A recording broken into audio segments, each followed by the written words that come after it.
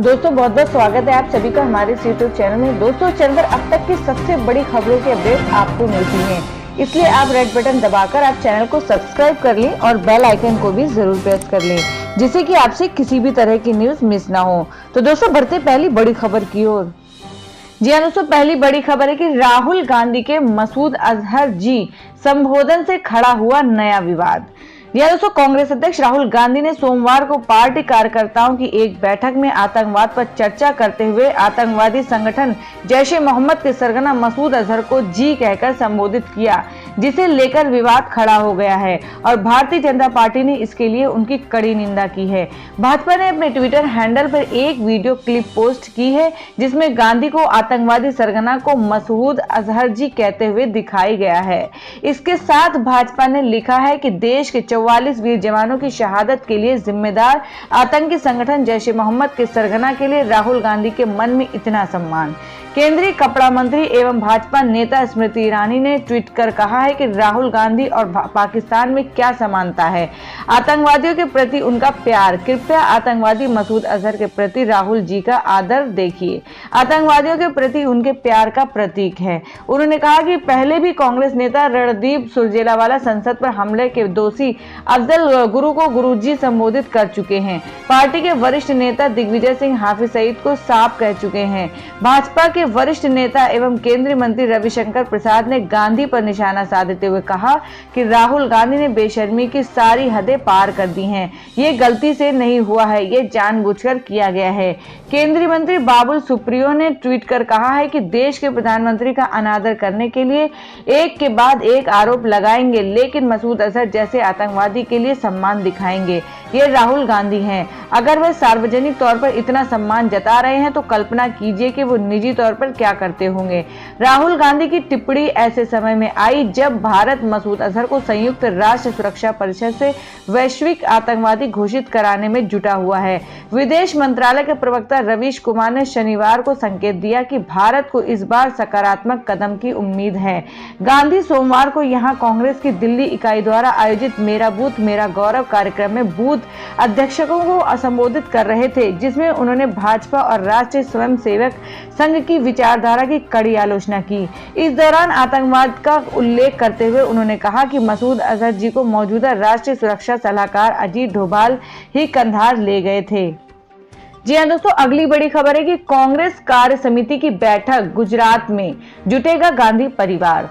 कांग्रेस की राष्ट्रीय कार्य समिति की बैठक मंगलवार को यहां होगी, जिसके बाद राजधानी गांधीनगर के निकट अडालज के त्रिमंदिर में आयोजित एक रैली में पार्टी के राष्ट्रीय अध्यक्ष राहुल गांधी, उनकी मां सोनिया गांधी तथा बहन प्रियंका गांधी वाड्रा पहली बार एक सार्वजनिक मंच पर साझा करेंगे। गुजरात में पाटीदार आरक्षण आंदोलन समिति के नेता हार्दिक पटेल कल ही कांग्रेस में विधिवत शामिल होंगे। कार्य समिति की बैठक और रैली पहले 28 फरवरी को होने वाली थी, पर सीमा पर तनाव के मद्देनजर इसे एक दिन पहले ही स्थगित कर दिया गया था। गुजरात विधानसभा में पार्टी के उप नेता शैलेश परमार और पार्टी के प्रदेश प्रवक्ता मनीष दोशी ने आज यूएनआई को बताया है कि पार्टी के 60 शीर्ष नेता यहां शाहीबाग के सरदार स्मारक में कार्य समिति की बैठक में भाग लेंगे। इससे पहले राहुल गांधी, सोनिया गांधी और प्रियंका गांधी वाड्रा समेत अन्य नेता साबरमती के गांधी आश्रम में प्रार्थना सभा में सुबह भाग लेंगे। ये नेता निकटवर्ती शहीद स्मारक में देश के शहीदों को श्रद्धांजलि भी देंगे। कार्य समिति की बैठक में कांग्रेस शासित राज्यों के मुख्यमंत्री भी भाग लेंगे। इसमें भाग लेने वाले अन्य प्रमुख नेताओं में पूर्व प्रधानमंत्री डॉक्टर मनमोहन सिंह, पूर्व मंत्री आनंद शर्मा, AK एंटनी, गुलाम नबी आजाद के अलावा मल्लिकार्जुन खड़गे, हरीश रावत भी शामिल होंगे। दोषी ने बताया कि अदालत में होने वाली रैली, जिसका नाम पहले जन संकल्प रैली था, उसे अब बदलकर जय जवान जय किसान जन संकल्प रैली कर दिया गया है। यह पहला मौका होगा जब गांधी परिवार के उक्त 3 सदस्य एक साथ सार्वजनिक मंच पर मौजूद होंगे। उन्होंने बताया कि यह दूसरी बार है जब गुजरात में पार्टी की राष्ट्रीय कार्य समिति की बैठक हो रही है। इससे पहले ऐसा 1961 में हुआ था। बैठक में लोकसभा चुनाव से जुड़े मुद्दे समेत कई मुद्दों पर विस्तार से चर्चा होगी। चूंकि पिछले विधानसभा चुनाव में गुजरात में कांग्रेस का प्रदर्शन काफी अच्छा था और इससे पूरे देश में यह संदेश गया था कि भाजपा अपराजय नहीं है और इस साल गांधी जी की 150वीं जयंती भी है। इसलिए लोकसभा चुनाव से पूर्व इस पश्चिमी राज्य में कार्य समिति की बैठक हो रही है। जी हाँ दोस्तों, अगली बड़ी खबर है कि कांग्रेस को दिल्ली की 7 लोकसभा सीट जीतनी है। कांग्रेस अध्यक्ष राहुल गांधी ने दिल्ली के बूथ कार्यकर्ताओं का आह्वान किया है कि पार्टी को राष्ट्रीय राजधानी की सभी 7 लोकसभा सीटों पर जीत हासिल करने के लिए पूरी ताकत झोंकनी है। गांधी ने सोमवार को यहां दिल्ली प्रदेश कांग्रेस के मेरा बूथ मेरा गौरव कार्यक्रम में बूथ अध्यक्षों के सम्मेलन को संबोधित करते हुए कहा है कि कांग्रेस को दिल्ली की सभी 7 सीट जीतनी है। कांग्रेस अध्यक्ष के इस आह्वान को स्पष्ट करते माना जा रहा है कि पार्टी लोकसभा चुनाव में दिल्ली में अब आम आदमी पार्टी के साथ गठबंधन नहीं करेगी। पिछले सप्ताह गांधी ने अपने आवास पर दिल्ली के कांग्रेस नेताओं की एक बैठक बुलाई थी, जिसमें पार्टी ने दिल्ली में अकेले चुनाव लड़ने का फैसला लिया था। आम आदमी पार्टी दिल्ली की 7 सीटों पर अपने उम्मीदवार घोषित कर चुकी है। जी हाँ दोस्तों, अगली बड़ी खबर है कि नापाक हरकत पर भारतीय सेना का करारा जवाब, मार गिराए 6 पाकिस्तानी सैनिक। पाकिस्तान को जम्मू कश्मीर में एलओसी पर नियंत्रण रेखा पर लगातार सीजफायर तोड़कर भारत के आम लोगों को निशाना बनाने की भारी कीमत चुकानी पड़ी है। आए दिन भारत के आम नागरिकों पर गोलीबारी किए जाने के बाद भारतीय सेना ने भी बीते 10 दिनों में पाकिस्तान को करारा जवाब दिया है, जिसमें पाकिस्तान सेना में 5-6 सैनिक मारे गए हैं। पाकिस्तान रेंजर्स के ये सभी सैनिक राजौरी सेक्टर में भारतीय सेना की जवाबी कार्रवाई में मारे गए हैं। भारतीय सेना के सूत्रों के मुताबिक दुश्मन को मुंहतोड़ जवाब देने के लिए पाकिस्तानी चौकियों पर भारी गोले बारूद से हमला बोला, जिसमें पाकिस्तान को काफी नुकसान उठाना पड़ा। सेना के सूत्रों के मुताबिक जवाबी कार्रवाई के बाद जब भारतीय सुरक्षा एजेंसियों ने पाकिस्तानी सेना के एक बातचीत को रिकॉर्ड किया तो उसमें पता चला कि पाकिस्तानी सेना के 5-6 जवान भारत की गोलीबारी में मारे गए हैं। जी हाँ दोस्तों, अगली बड़ी खबर है कि एक और हमला कराने के लिए लोकसभा चुनाव की प्रक्रिया को लंबा खींचा जा रहा है। कोलकाता एक विवादित टिप्पणी में पश्चिम बंगाल की मुख्यमंत्री एवं तृणमूल कांग्रेस सुप्रीमो ममता बनर्जी सोमवार को यह कहते हुए नजर आई हैं कि लोकसभा चुनाव की प्रक्रिया को लंबा इसलिए खींचा जा रहा है ताकि भाजपा बंगाल को परेशान करने की अपनी योजना के तहत एक और हमला स्ट्राइक करा सके। राज्य में सत्ताधारी तृणमूल कांग्रेस की प्रमुख ममता ने यह भी कहा है कि लोकसभा चुनाव के लिए उनकी पार्टी के उम्मीदवारों की सूचना मंगलवार को जारी कर दी जाएगी। ममता ने एक प्रेस कॉन्फ्रेंस में कहा है कि कुछ वरिष्ठ पत्रकारों ने मुझे बताया है कि एक और हमला स्ट्राइक होगा। मैं नहीं कह सकती कि किस तरह का हमला। अप्रैल में तथाकथित के नाम पर, इसी वजह से यह मतदान की प्रक्रिया 19 मई तक जारी रहेगी। उन्होंने कहा, कृपया मुझे गलत तरीके से पेश नहीं करें। चुनाव आयोग जैसी संवैधानिक संस्था के लिए मेरे मन में बहुत सम्मान है, लेकिन पश्चिम बंगाल में माहौल खराब करना भाजपा की योजना का हिस्सा है। तृणमूल कांग्रेस सुप्रीमो की टिप्पणियों को भारत की ओर से की जा सकने वाली संभावित सैन्य कार्रवाई की तरफ इशारा माना जा रहा है। ममता के बयान पर प्रतिक्रिया जाहिर करते हुए भाजपा ने उनके आरोप को बेबुनियाद करार दिया। प्रदेश भाजपा अध्यक्ष दिलीप घोष ने पीटीआई भाषा को बताया बेबुनियाद।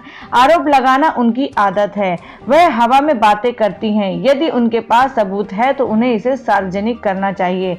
पुलवामा आतंकी हमले में सीआरपीएफ के 40 जवानों की शहादत और उसके बाद भारतीय वायुसेना की ओर से पाकिस्तान के बालाकोट में किए गए हवाई हमले को लेकर ममता ने केंद्र की नरेंद्र मोदी सरकार पर युद्ध उन्माद पैदा करने का आरोप लगाया था। ममता ने यह भी कहा था कि जवानों की जिंदगी चुनावी राजनीति से कहीं ज्यादा कीमती है, लेकिन देश को जानने का हक है कि वायुसेना के हमले के बाद बालाकोट में दरअसल हुआ क्या। आगामी लोकसभा चुनाव में पश्चिम बंगाल में सभी 7 चरणों में मतदान होंगे। पहले चरण का मतदान 11 अप्रैल को, जबकि 7वें चरण एवं अंतिम चरण का मतदान 19 मई को होगा। ममता ने यकीन जाहिर किया है कि उनकी पार्टी राज्य की सभी 42 लोकसभा सीटों पर जीत दर्ज करेगी। उन्होंने कहा कि उन्हें लंबी खींची जा रही है चुनावी प्रतिक्रिया से कोई दिक्कत नहीं है। इससे चुनाव कर्मी एवं वोटर परेशान होंगे और उन्हें चिलचिलाती गर्मी का सामना करना पड़ेगा। तृणमूल कांग्रेस के कई नेताओं ने यह भी कहा है कि रमजान के पवित्र महीने के दौरान मतदान होने से रोजा रखने वाले मुस्लिम वोटरों को दिक्कतें पेश आएंगी। ममता ने कहा, मैं अपने राज्य के लोगों को जानती हूँ। बंगाल के लोगों के लिए मेरे मन में बहुत सम्मान है, लेकिन भाजपा उनके प्रति अनादर दिखा रही है। उन्होंने मेरे और बंगाल के खिलाफ साजिश साजिश की है, लेकिन यह उन पर उल्टा पड़ेगा। एक सवाल के जवाब में ममता ने कहा है कि 7 चरणों में मतदान की घोषणा सिर्फ बिहार, पश्चिम बंगाल और उत्तर प्रदेश के लिए की गई है, जो ये तय करने में अहम भूमिका निभाएगी कि केंद्र में अगली सरकार किसकी बनेगी। बंगाल की कुल 42 लोकसभा सीटों के लिए तृणमूल कांग्रेस, माकपा की अगुवाई वाले वाम मोर्चा कांग्रेस और भाजपा के बीच मुकाबला होगा। जी हाँ दोस्तों, अभी भी एक और बड़ी खबर आ रही है कि संयुक्त राष्ट्र में पाकिस्तान के सामाजिक कार्यकर्ताओं ने पुलवामा हमले की निंदा की। जी हाँ दोस्तों, संयुक्त राष्ट्र मानवाधिकार परिषद के 40वें सेशन में पाकिस्तान अधिकृत कश्मीर, सिंध और खैबर पख्तूनख्वा के सामाजिक कार्यकर्ताओं ने पुलवामा हमले की निंदा की। इसके साथ ही उन्होंने कहा कि पाकिस्तान की धरती से आतंकवादी शिविर को नष्ट करना चाहिए। 9 मार्च को भारत ने संयुक्त राष्ट्र मानवाधिकार परिषद में कहा, पाकिस्तान सीमा पार आतंकवाद को बढ़ावा देता है। मुख्य समस्या पाकिस्तान की तरफ से है, वह आतंकवाद अपने स्टेट पॉलिसी के तौर पर इस्तेमाल करता है। इस तथ्य को हमें समझना होगा। संयुक्त राष्ट्र के 40वें सेशन को संबोधित करते हुए भारत ने कहा कि दुनिया को आतंकवाद और उसे बढ़ावा देने वाले की निंदा करनी चाहिए। आतंकवाद के खिलाफ जीरो टॉलरेंस की नीति अपनानी जानी चाहिए। गौरतलब है कि जम्मू कश्मीर के पुलवामा में 14 फरवरी को जैश ए मोहम्मद ने सीआरपीएफ के काफिले पर आत्मघाती हमला किया था, जिसमें 40 जवान शहीद हो गए थे। इस हमले के बाद भारत ने भी 26 फरवरी को पाकिस्तान के बालाकोट स्थित जैश ए मोहम्मद के आतंकवादी कैंप पर एयर स्ट्राइक के जरिए हमला किया था। जी हाँ दोस्तों, अगली बड़ी खबर है कि मसूद के मामले में नियमों का अनुसरण करने के पक्ष में है चीन। पड़ोसी देश ने नहीं की स्थिति स्पष्ट, फैसला 13 मार्च को।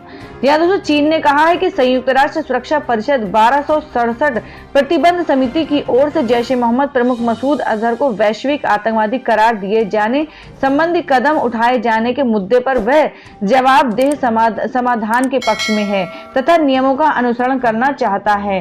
चीन के विदेश मंत्रालय के प्रवक्ता लू कॉन्ग ने सोमवार को यहाँ मीडिया से कहा है कि चीन ने समिति के प्रक्रिया नियमों का अनुसरण करने के साथ ही जिम्मेदारी से भरा रुख अख्तियार किया है। हम केवल एक जवाबदेह समाधान की प्रक्रिया के जरिए ही संबंधित मुद्दे पर चर्चा कर सकते हैं। उन्होंने जोर दिया है कि इस मुद्दे पर चीन की भूमिका स्पष्ट और तर्क संगत है।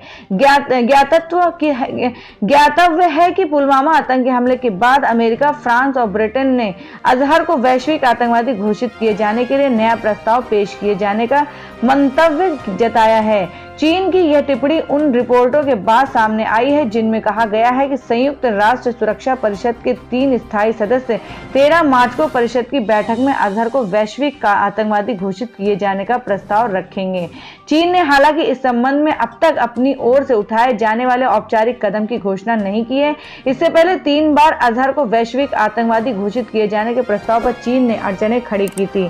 श्री कॉन्ग ने कहा है कि सबसे पहले मैं ये कहना चाहूंगा कि संयुक्त राष्ट्र सुरक्षा परिषद संयुक्त राष्ट्र का एक प्रमुख अंग है और उसके कड़े मापदंड तथा प्रक्रिया के नियम हैं। चीन के उप विदेश मंत्री कोंग झोआयू ने भी हाल में पाकिस्तान का दौरा किया था और वहां के प्रधानमंत्री इमरान खान तथा सेना प्रमुख जनरल कमर जावेद बाजवा से बातचीत की थी। हालांकि इस बातचीत का विस्तृत विवरण का अभी तक पता नहीं चला है। इससे पहले शनिवार को भारतीय विदेश मंत्रालय के प्रवक्ता रवीश कुमार ने एक सकारात्मक कदम की उम्मीद जताते हुए कहा था कि संयुक्त राष्ट्र सुरक्षा परिषद के सभी सदस्य देशों को अजहर के पाकिस्तान में मौजूदगी के बारे में अवगत कराया गया है। उन्होंने कहा कि हमने संयुक्त राष्ट्र सुरक्षा परिषद के सभी सदस्यों के अजहर को वैश्विक आतंकवादी घोषित करने का आह्वान किया है।